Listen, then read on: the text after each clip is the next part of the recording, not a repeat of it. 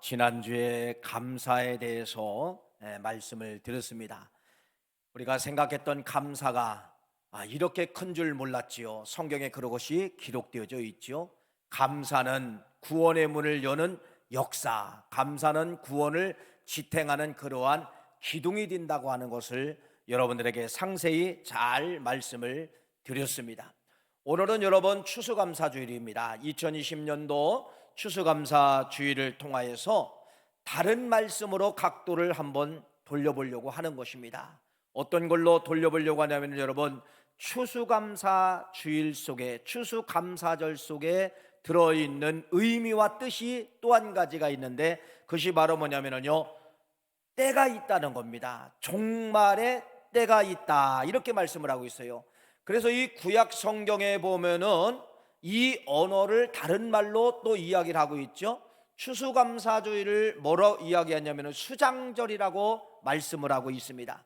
출애굽기 23장 말씀에 보면은 16절 이렇게 말합니다. 맥주절을 지키라. 이는 네가 수고하여 밭에 뿌린 것에 첫 열매를 거두미니. 맥주는 첫 열매요. 수장절을 지키라. 이는 네가 수고하여 이룬 것을 연말에 밭에서부터 거두어 저장함이니라. 연말이라는 단어가 들어있고 저장이라는 단어가 들어있다는 것입니다. 이러한 의미를 통하여서 바로 무엇이냐면요, 반드시 추수라고 하는 것은, 수장절이라고 하는 것은 종말의 의미를 성경은 우리에게 말씀하고 있다는 것이죠. 또 신약에 와서는 여러분 이렇게 말씀합니다. 예수님께서 마태복음 13장 29절 말씀해 보니까 이렇게 말합니다. 둘 다 추수할 때까지 함께 자라게 둬라.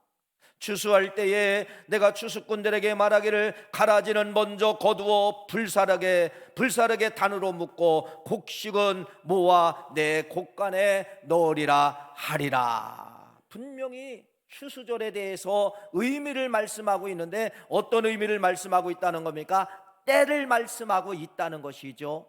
마지막 때가 있다는 겁니다. 추수의 때가 있다는 겁니다. 가라지와 알곡을 거두는 때가 있다는 것입니다. 이것을 성경은 우리들에게 뭐라고 말씀하는 거예요? 종말의 때는 반드시 있다, 이렇게 말씀을 드립니다. 며칠 전이죠, 여러분, 우리나라 대기업의 총수인 이건희 회장이 돌아가셨어요. 몇 살에 돌아가시냐면 78세에 돌아가셨습니다. 자, 그분의 죽음을 통하여서 한번 묵상을 해보는 것, 생각을 해보는 것이에요. 여러분, 대한민국에 10손가락, 아니 5손가락 안에 드는 부자를 꼽으라고 하면 누가 들어갈까요? 분명히 그분이 들어갈 겁니다. 그렇게 돈이 많으신 분이에요. 그렇게 부자예요. 이건 바로 무엇이냐면 여러분, 부자도 뭐 한다는 거예요? 부자도 죽는다는 것입니다. 아무리 많은 재물을 가지고 있어도 사람은 어떻게 되어 있느냐? 죽게 되어 있다, 이렇게 말씀을 드립니다. 또 두 번째 의미를 생각해 본 것이에요. 이분이 가지고 있는, 대한민국에서 4대 병원이 있어요. 4대 병원 속에서 그 속에 들어가는 병원을 갖고 계신 분이 누구냐면 이분이었다는 겁니다. 삼성의료원. 여러분, 대한민국 4대 병원에 들어가잖아요. 최고의 병원을 가지고 계신 분도 뭐 하느냐? 그의 병에 대해서는 손을 들게 된다고 하는 것을 말씀을 하고 있지요. 또 하나 또 한번 생각을 하는 겁니다. 우리나라에 많은 보험회사가 있어요. 근데 이분이 갖고 있는, 이분이 총수로 있었던 보험회사가 또 있다는 것입니다. 거기서는 100세 시대에 설계를 하고 100살까지 살 것을 보장을 하면서 이런 보험 설계를 하고 있다는 것이죠. 최고의 보험회사를 가진 분도, 최고의 병원을 가진 분도, 최고의 돈을 가진 분도 결국은 뭐 하더라는 겁니까? 뭐 한다는 거예요, 여러분? 죽는다는 것입니다. 최고의 병원을 가지고 있어도 죽고, 최고의 돈을 가지고 있어도 죽고, 최고의 보험 설계를 갖고 보험회사를 가지고 있어도 인간은 우리들에게 뭐 하느냐? 이건희 회장의 죽음을 통하여서 인생은 누구나 뭐 하게 된다? 죽게 된다라고 하는 것을 말씀하면서 우리 인생도 이것을 깨달아야 된다는 겁니다. 나도 그러면 어떻게 된다는 거예요? 그분보다 병원도 안 갖고 있습니다. 그분보다도 우리는 보험회사도 안 갖고 있습니다. 나는 그분보다도 돈이 없어요. 나는 뭐 한다는 거예요? 그분도 죽었다 가면은 나도 뭐 한다는 거예요? 죽을 수밖에 없다. 그래서 성경은 그렇게 이야기하는 거예요. 모든 사람들은 다 뭐 하게 되냐? 죽게 되어 있다는 겁니다. 죽은 걸로 끝나는 것이 아니라 그 이후에는 뭐가 있다는 거예요?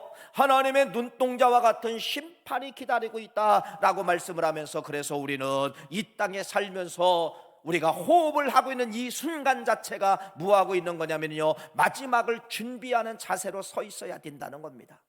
누군가가 여러분들에게 묻습니다. 당신 왜 살고 있어? 라고 한다고 하면 여러분, 우리는 이런 대답을 해야 됩니다. 저는 죽음을 준비하기 위해서, 영원한 세계를 준비하기 위해서, 영원한 생명을 준비하기 위해서 저는 오늘 이 하루를 숨을 쉬고 있습니다. 이것이 우리 믿음의 성도님들에게 주시는 정답이 아닌가, 이렇게 생각을 하고 있습니다. 오늘 추수감사절에 여러분들에게 마지막을, 종말을 준비해야 될 한 인물을 여러분들에게 소개를 하려고 합니다. 여러분, 이 인물을 꼭 붙잡으시기를 간절히 바랍니다. 그분은 누구냐면은 이스라엘 나라의 16대 왕이었던 요시야라는 이 왕입니다. 요시야라는 이 왕은 어떤 삶을 살았는가를 성경에 기록되어져 있는데, 이분이 붙잡았던 걸 붙잡으면은 여러분, 마지막 추수 때의 주님이 여러분들에게 어떤 평가를 내리실까? 이분의 평가가 우리의 종말 때, 마지막 때 평가가 똑같이 들어있다고 하는 것을 여러분들이 생각하시고, 반드시 붙잡아야 될 인물, 이스라엘 나라의 16대 왕인 요시야 왕의 삶을 여러분들이 꼭 붙잡기를 간절히 축원합니다. 여러분, 성경에 보면은 하나님의 반복되는 단어가 흘러갑니다. 요시야의 아버지는 아몬이에요. 또 요시야 왕의 할아버지는 므낫셋입니다. 여러분, 한번 3대를 성경은 기록을 하고 있어요. 물론 다 뒤에서도 기록하고 3대를 여러분들에게 한번 먼저 보여드리려고 하는 겁니다. 여러분, 요시야라는 왕의 할아버지 므낫셋 왕은 어떤 분이었는가 성경에 기록되어져 있어요. 역대하 33장 1절부터 3절 말씀 화면에 나옵니다. 우리 한번 같이 한번 읽기를 원합니다. 시작. 므낫세가 왕위에 오를 때에 나이가 12세라 예루살렘에서 55년 동안 다스리며 여호와 보시기에 악을 행하여 여호와께서 이스라엘 자손 앞에서 쫓아내신 이방 사람들의 가증한 일을 본받아 그의 아버지 히스기야가 헐어버린 산당을 다시 세우며 바알들을 위하여 제단을 쌓으며 아세라 목상을 만들며 하늘의 모든 일월 성신을 경배하며 섬기며. 누구예요? 요시야 왕의 할아버지입니다. 요시야 왕의 할아버지는 하나님이 거기 2절 말씀에 뭐라고 말씀하고 있느냐? 여호와가 보시기에, 여호와 보시기에, 여호와 보시기에, 여호와 보시기에 뭐를 행했다는 거예요? 악을 행하여. 그러면은 요시야 왕의 아버지를 한번 보는 거예요. 이제 아몬 왕이죠. 아몬 왕인데 역대하 33장 21절 22절 말씀 봅니다. 여러분, 반복되는 단어를 여러분들이 한번 캐치를 해봐야 돼요. 21절 말씀 읽어보세요. 시작. 아몬이 왕위에 오를 때의 나이가 20세라 예루살렘에서 2년 동안 다스리니 그의 아버지 므낫셋의 행함같이 여호와 보시기에, 여호와 보시기에 악을 행하여 아몬이 그의 아버지 므낫세가 만든 아로색인 모든 우상에게 제사를 섬겼으며. 반복되는 단어가 똑같이 나가죠. 여호와 보시기에. 할아버지도 여호와 보시기에 악을 행하고 이 아몬도 여호와 보시기에 악을 행하고. 그러면은 요시야 아들을 한번 봅시다.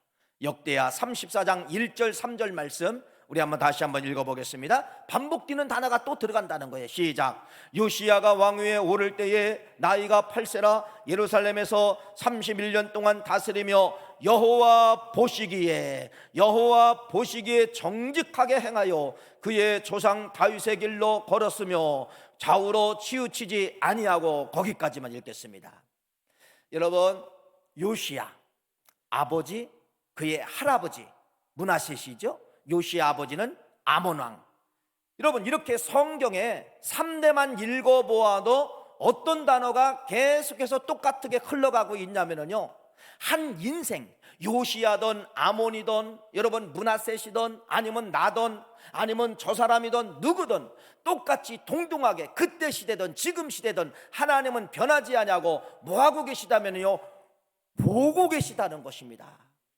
여러분, 그 왕들만 하나님이 보았을까요? 아니, 그 시대 사람들만 하나님이 보았을까요? 그 이후에도, 그 전에도 하나님은 한 인생이 이 땅에 내려보내시고 그 인생의 모든 시간마다 하는 행동마다 뭐하고 있느냐? 하나님은 뭐하고 계시다? 보고 계시다는 겁니다. 여러분, 지금도 여러분을 하나님은 보고 계시다는 거예요.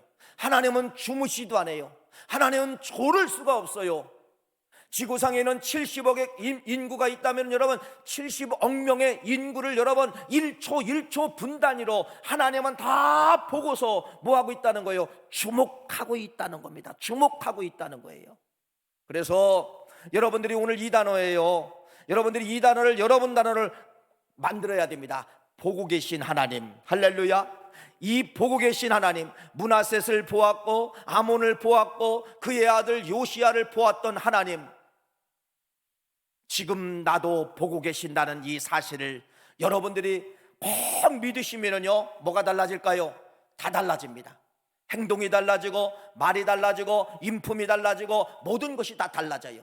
우리가 왜 죄를 집니까? 이걸 망각하기 때문에 그래요. 하나님이 보고 계시다. 하나님이 보고 계시다. 여러분, 여기 수백 명의 우리 성도님들이 여기 계신데 내가 이 앞에서 여러분 죄를 질 수 있어요, 없어요? 못 져요. 왜 못 질까요? 못 지는 이유가 있어요.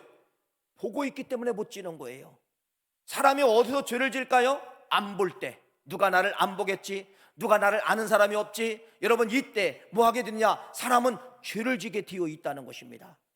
그래서 여러분들 이 단어를 꼭 기억하셔야 돼요. 하나님은 지금도 나를 보고 계시다. 이 단어가 기억된다고 하면은, 내 단어로 만든다고 하면은 여러분 죄에 대해서 자유로울 수가 있다고 하는 그러한 말씀입니다. 행동이 어디로 올라가느냐? 성경적 행동으로 들어갈 수가 있다는 것을 말씀을 드리는 것이에요. 그래서 하나님은요, 보고 계십니다. 성경에 여러분 비슷한 단어가 많이 있죠.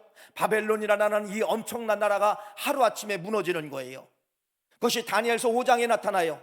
이상한 글씨가 써내려갑니다. 메네메네 데겔 우바르신, 누구도 이것을 해석할 수가 없어요. 다니엘이 해석을 합니다.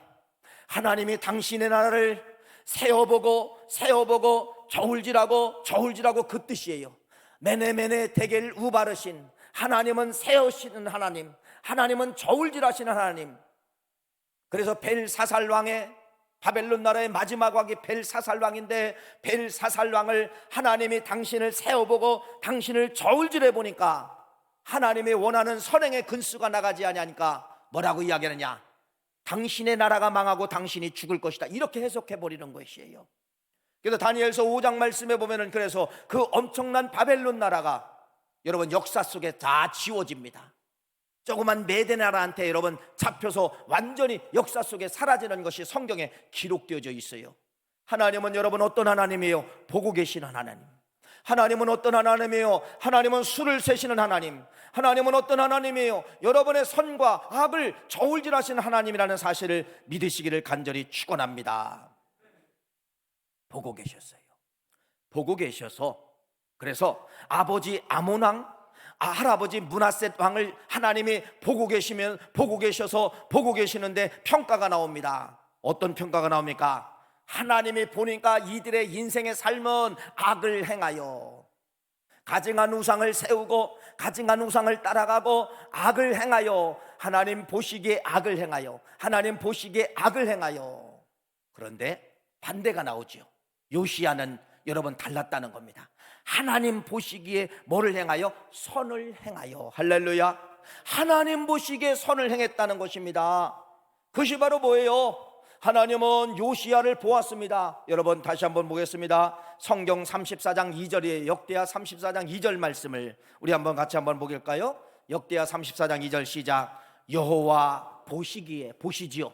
저 요시야 왕을 보시는 거예요. 하나님은 요시야 왕의 인생 전체를 보신 거예요. 다시 한번 읽어봅시다. 여호와 보시기에 정직하게 행하여 그의 조상 다윗의 길로 걸으며 좌우로 치우치지 아니하고. 할렐루야. 하나님의 요시야를 평가했을 때 하나님 마음에 맞는다고 평가한 내용과 같은 것입니다. 그런데 거기 말씀에 보면은 여러분 어느 한 사람이 쏙 들어갑니다.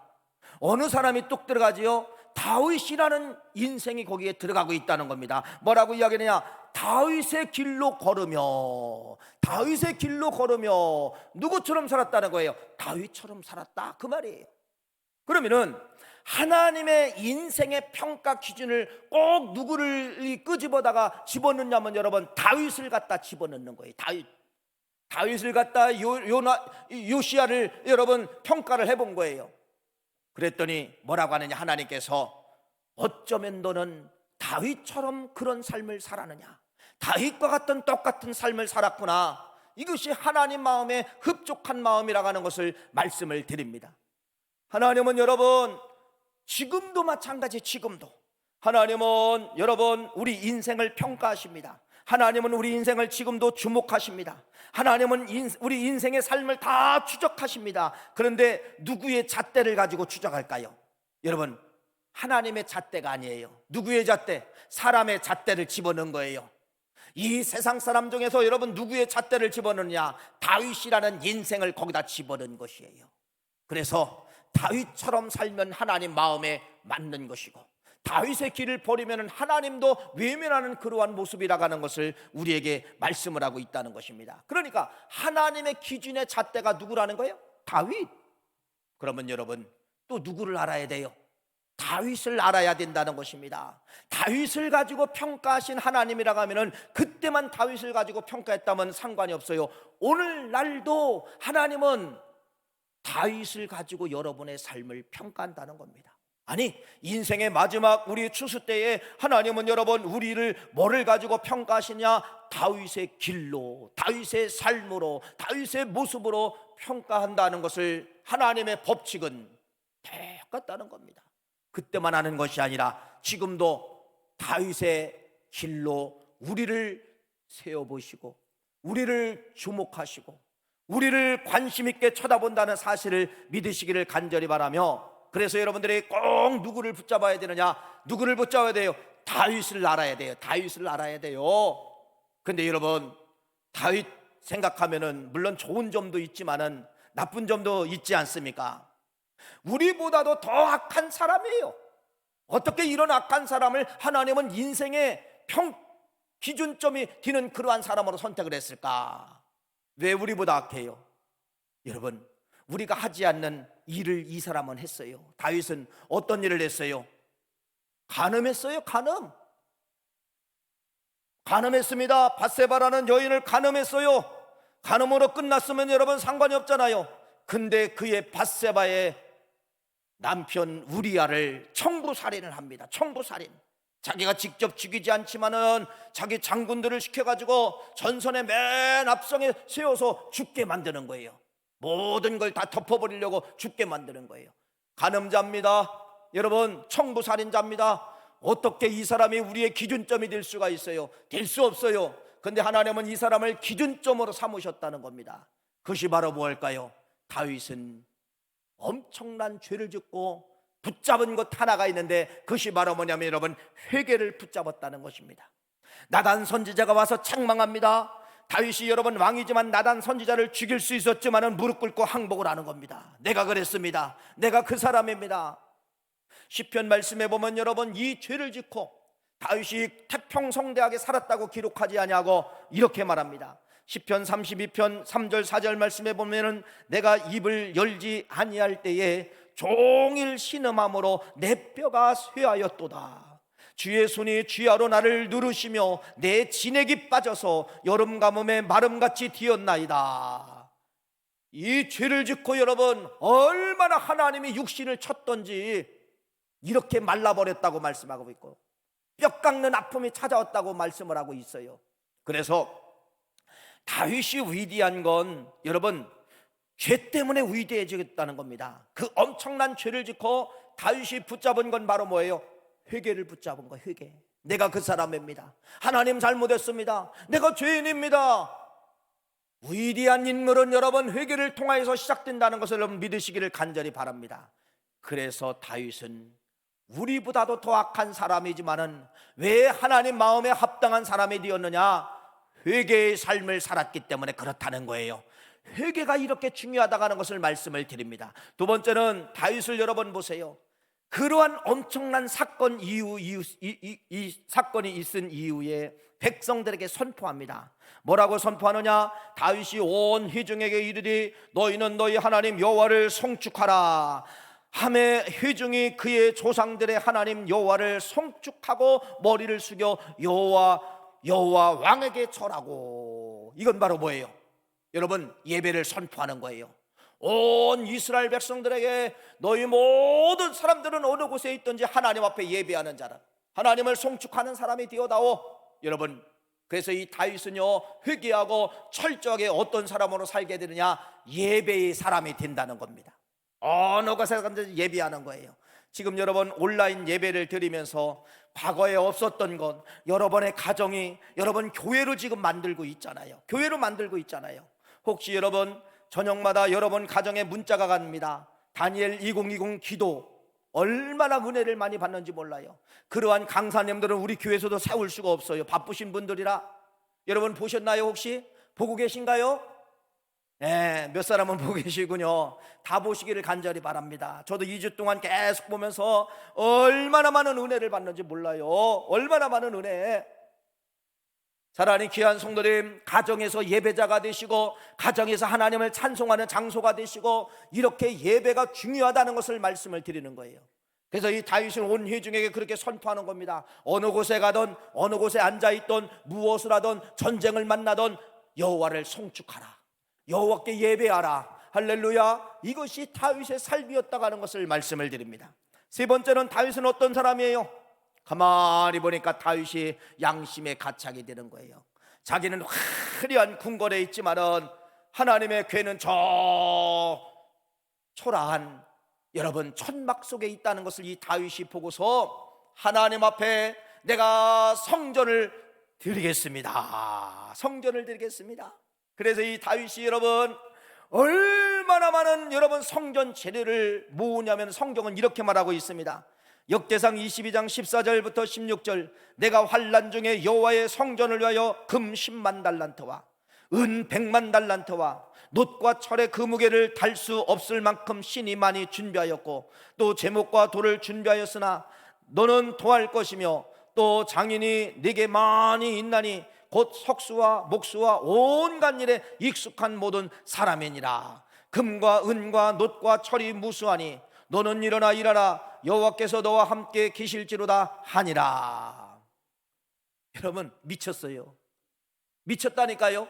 뭐에 미쳤을까요? 성전에 미친 분이 다윗입니다. 그러니까 이 다윗은 아침에 일어나면 왜 일어나느냐? 하나님의 성전 지으려고요. 그래서 이렇게 말합니다. 환난 중에서도 여호와의 성전을 위하여. 환난 중에서도, 여러분 어려운 중에서도, 코로나 시기에 어렵잖아요. 여러분 어려우면은 1번 어디부터 줄여질까요? 생각해 보세요. 여러분 생활부터 줄여질까요? 아니잖아요. 어려우면은 여러분 하나님 앞으로 가야 될 모든 것이 조금씩 줄어들기 먼저 시작을 한다는 거. 1번이 하나님 거로 갈 거. 반대가 되어야 됩니다. 코로나 시기가 어렵다 할지라도 환난 중에 다윗은 여러분 모든 걸 준비한 것처럼 환난 중이라도 내가 하나님과 약속한 물질, 하나님과 함께하는 건 여러분 자르지 않기를 간절히 축원합니다. 거기는 더 넓어져야 돼요. 하나님은 넓어진 걸 보고 넓혀주는 역사가 나타나게 되는 것이에요. 거기 줄어들면은 여러분 생활이 더 줄게 되는 것이에요. 그래서 이 다윗은 여러분 성전을 지으려고 미쳤어요. 환난 중에 여러분 보이기만 하면 금이 보이면 저거 하나님 거다, 돈이 보이면 하나님 거다, 철이 보이면 하나님 거다, 은이 보이면 하나님 거다. 여러분 모든 것을 다윗은 하나님을 위해서 그렇게 살았다는 것을 성경은 말씀하고 있어요. 그러니까 이 다윗을 보세요. 하나님이 아까 요시야를 통하여 뭐라고 말? 네가 다윗의 길로 행했다. 이 다윗의 길이 세 가지예요. 그래서 뭐예요? 여러분 다윗은 회개, 예배, 성전, 요 세 가지가 다윗 이후에 사는 모든 사람들의 기준점이 된다는 겁니다. 그래서 요시야도 네가 다윗의 길로 행했구나. 그러면은 오늘 여러분들에게 하나님이 똑같은 이 말씀을 가지고 대한다고 하면은 여러분 지금 누구의 길 가지고 여러분을 평가하시냐면요, 마지막 추수 때 평가하실까요? 다윗의 길로 행했느냐, 다윗의 길로 너희들이 걸어갔느냐. 이 세 가지는 하나님이 최고로 좋아하는 평가서라는 그러한 말씀이에요. 뭐가 회개, 뭐가 예배, 뭐가 성전. 할렐루야. 이 세 가지는 주님 나라 가실 때까지 여러분 버려도 안 되고, 이 세 가지는 꼭 붙잡아야 마지막 추수 때에 주님이 다윗을 평가하고 요시야를 평가하고 다른 사람들을 평가하고 오늘 나도 그렇게 평가한다는 사실을 여러분 꼭 믿으시기를 간절히 바랍니다. 그럼 하나님 아까 보고 계신다고 했잖아요. 지금 여러분 이걸 보고 있을까요, 안 있을까요? 있지요. 또 내일의 삶 보고 있을까요? 있지요. 그러면 여러분 이 세 가지 평가서를 여러분이 이건 해답서, 답을 다 알려준 거예요. 여러분에게 답을 다 알려준 거예요. 세 가지만 하면 하나님이 춤추신다. 세 가지만 하면 하나님이 기뻐하신다. 그래서 여러분들이 철저하게 하루의 삶 마지막 정리할 때 회개, 항상 가정이 교회 예배, 이러한 믿음의 삶을 여러분들이 쌓아놓는다고 하면은 여러분 인생의 마지막 뛰었을 때 주님이 뭐라고 이야기하느냐, 요시야에게 평가한 것처럼 네가 다윗의 길로 행하였구나, 착하고 충성된 종아. 여러분 이러한 평가를 받으시는 우리 모두가 되시기를 간절히 바랍니다. 자, 그러면은 다시 말씀드립니다. 다윗은 회개, 예배, 또 뭐예요? 성전. 세 가지죠. 회개, 예배, 또 뭐예요? 성전. 여러분 이 세 가지를 퍼즐이라고 생각해 보세요. 그러면은 요시야라고 하는 이 왕을 네가 다윗의 길로 걸어갔다는데 요시야의 삶 속에 이 세 가지가 그럼 나와야 돼요. 세 가지가 나와야 됩니다. 이 세 가지가 나오나 안 나오나 요시야를 여러분에게 말씀을 드리려고 하는 것입니다. 첫째, 요시야는 어떤 사람이었냐면 여러분 말 그대로 예배자입니다. 예배자. 어떤 예배자냐면 여러분 이렇게 말합니다. 역대하 34장 여러분 3절 말씀을 한번 같이 한번 읽어보겠습니다. 3절 말씀, 역대하 34장 3절 말씀 읽어보세요. 시작. 아직도 어렸을 때에 곧 왕위에 있은 지 8년에 그의 조상 다윗의 하나님을 비로소 찾고 12년에 유다와 예루살렘을 비로소 정결하게 하여 그의 산당들과 아세라 목상들과 아도색인 우상들과 부어 만든 우상들을 제거하여 버리며 아버지, 할아버지 세웠던 산당과 우상들을 여러분 제거해 버리고, 이 말은 바로 뭐냐면요, 요시야는 우상에게 절하는 자가 아니라 하나님 앞에 예배하는 자로 살기 시작을 했다는 겁니다. 이해가 되십니까? 예. 그러니까 이 요시야는 왕이 되고서 아버지 따라가지 아니하고 할아버지 따라가지 아니하고 자기 길을 간 거예요. 그 자기 길이 바로 무엇입니까? 우상에게 절하는 걸 아버지처럼 배우지도 않았고, 할아버지가 그렇게 섬겼던 우상들에게 절하는 걸 배우지도 않았고, 자기 길 바로 무엇입니까? 하나님을 예배하는 자로, 우상에게 절하는 것이 아니라 하나님 앞에 예배하고 하나님 앞에 경배하는 자로 살았다가는 것을, 예배자로 살았다가는 것을 말씀을 드리는 것이에요. 예배 얼마나 중요합니까? 여러분 지금 요시야를 하나님 마음에 맞는 평가를 받는데 누구에게 집어넣는 거예요? 다윗에게 한번 집어넣는 거예요. 다윗과 같은 모습이 있었는가 없었는가를 여러분에게 말씀을 드리는 것입니다. 두 번째는 여러분, 자, 첫째는 예배가 회복된 사람이죠.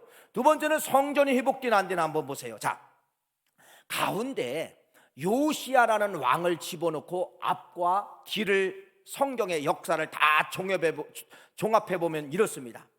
그때 당시 요시야라는 왕만 하나님을 섬겼고요, 아버지 아몬, 할아버지 므낫셋 다 우상을 섬기고 악을 행하였더라. 그러면은 이 요시야의 아들이 누구냐면 여러분 여호와스예요, 또 여호야김이에요, 또 여호야긴이에요, 또 시드기예요. 그냥 역사가 그래요. 역사 왕들이 그렇게 있습니다. 그러면서 마지막 시드기야가 끝난 시기에 이스라엘 나라가 멸망을 당합니다. 그런데 요시야라는 왕 뒤에 아들과 손자들 그 다 누구 길을 따라갔냐고 성경은 말하면요, 그 따라가지 말아야 될 므낫셋의 길, 따라가지 말아야 될 아몬의 길, 우상을 섬기다가 결국은 이스라엘 나라가 BC 586년도에 결국은 망하게 된다는 것입니다. 그러니까 앞을 보아도, 요시야를 가운데 놓고 앞을 보아도 뒤를 보아도 누구도 하나님 마음에 맞는 사람이 없었다는 것이에요. 다시 말씀을 드립니다. 그런데 요시야만큼만 그 암흑기예요. 이건 이스라엘 나라의 여러분 멸망당할 정도라고 하면은 이스라엘 전체가 암흑기 속에 살았다는 것이죠. 하나님을 배교하는 삶을 살았다는 거죠. 그런데 그 속에서 음과 같이 금과 같이 빛난 한 인물이 있는데 그 인물이 누구냐? 요시야입니다. 요시야 이 왕이에요. 그래서 요시야는 악한 것에 물들지 아니하고 조상들의 그 잘못된 영향을 받지도 않고 그 우상을 섬기지도 않고, 여러분 요시야가 붙잡은 것 하나가 있어요. 누구를 붙잡았을까요? 다윗을 붙잡은 겁니다. 역대 왕들 중에서 여러분 다윗 왕을 붙잡은 거예요. 그 앞에 계신 다윗 왕을, 이스라엘 나라의 두 번째 왕인 다윗 왕을 붙잡았다는 것입니다. 그것이 바로 뭐예요? 요시야의 눈에는 무엇이 보여졌느냐? 여러분, 남들 다 보지 않은 것이에요. 남들 다 외면하는 것이에요. 남들 다 침뱉고 지나가는 것이에요. 남들 여러분 다 발길 타고 가는 것이에요. 관심도 없는 것, 침뱉는 것, 무시당하는 그것입니다. 그것이 바로 무엇입니까? 읽어볼까요? 성경 역대하 34장 8절 말씀입니다. 우리 한번 같이 한번 읽습니다. 읽기를 원합니다. 시작. 요시야가 왕위에 있은 지 8대 해에 그 땅과 성전을 정결케 하기를 마치고 그의 하나님 여호와의 전을 수리하려 하여 아살라인의 아들 사반과 시장 아마세와 서기관 요아스의 아들 요아를 보낸지. 이 말은 바로 뭐예요? 거기 여러분 나오잖아요. 4절 8절 말씀에 뭐 했다는 거예요? 성전을 정결케 하기를 마치고, 성전을 정결케 하기를 마치고. 아버지, 할아버지 누구도 성전에 대한 관심이 없었는데 요시야는 뭐 했다는 거예요? 성전에 대한 관심을 가졌다는 겁니다. 무너진 성전에 대한 관심을 가졌다는 겁니다. 그래서 여러분 성전을 정결케 했다는 건 바로 뭐예요? 다 원상복구시켰다는 거예요. 아버지 때, 할아버지 때, 또 할아버지 때 다 성전을 어떻게 보면은요 우상의 신전으로 만드는 거예요. 다 이상한 것 같다는 거예요. 여기 정결케 했다는 건 바로 뭐예요? 그 더러운 목상들을 다 깨부시고 불살라버리고 성전에 뭐가 와야 돼요? 성전에 여러분 제단이 다 돌아왔다는 겁니다. 성전의 기물들이 다 돌아왔다는 거예요. 성전의 기물만 돌아옵니까? 누가 돌아왔어요? 제사장이 돌아왔어요. 누가 돌아왔어요? 레위 지파가 돌아왔어요. 그러니까 요시야 시대의 이때에 성전이 돌아왔고 성전이 정결케 되었고 제사장이 돌아왔고 레위 지파들이 돌아와서 하나님을 구하게 되었다는 그 성전에서 성전의 기능이 회복되었다, 이렇게 말씀을 드리는 것이에요. 두 가지 맞아야 안 맞아요? 퍼즐을 맞춰보는 거예요. 여러분 맞아요 안 맞아요? 맞지요? 예배, 성전 맞지요? 다윗의 퍼즐에다 집어넣는 거예요. 세 번째 보세요. 또 마지막 퍼즐 하나가 있습니다. 여러분 성경 볼까요? 역대하 34장 14절 말씀을 한번 읽어보세요. 34장 14절 읽겠습니다. 시작.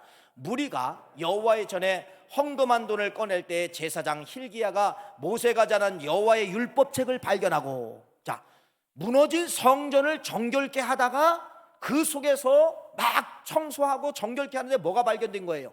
율법책이 발견된 거예요. 율법책, 하나님의 말씀이 발견된 거예요. 자, 그러면서 이 요시야가 하나님의 말씀이 발견되고서 어떤 반응을 나타내나 보세요. 읽었어요. 서기관들이 읽어줍니다. 그랬을 때 역대하 34장 여러분 19절 말씀을 보세요. 요시야 왕이 어떻게 행동했는가 나오죠. 읽어보세요. 19절 말씀 시작. 왕이 율법의 말씀을 듣자 곧 자기 옷을 찢었더라.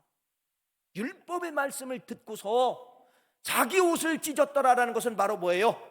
지금 여러분 회개하고 자복하고 통곡했다는 것입니다. 우리가 무너진 성전 때문에 하나님의 말씀이 없어서 이 백성들이 이렇게 자고하게 살았구나. 그래가지고 이 요시야 왕이 이 하나님의 말씀을 읽다가 들려지는 말씀을 통하여 옷을 찢고 통회하고 자복하고 회개했다가는 것을 말씀을 드리는 것이에요.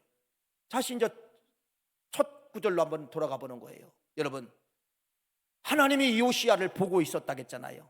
그런데 뭐라 했어요?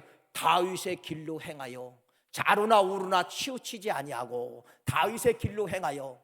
다윗의 길이 바로 그래서 이 세 가지가 그 퍼즐 속에, 다윗은 예배, 성전, 회개, 요 세 가지를 다윗이 갖고 있었는데 요시야도 그 퍼즐 속에 들어가야 안 들어가요? 똑같이 예배자가 되죠.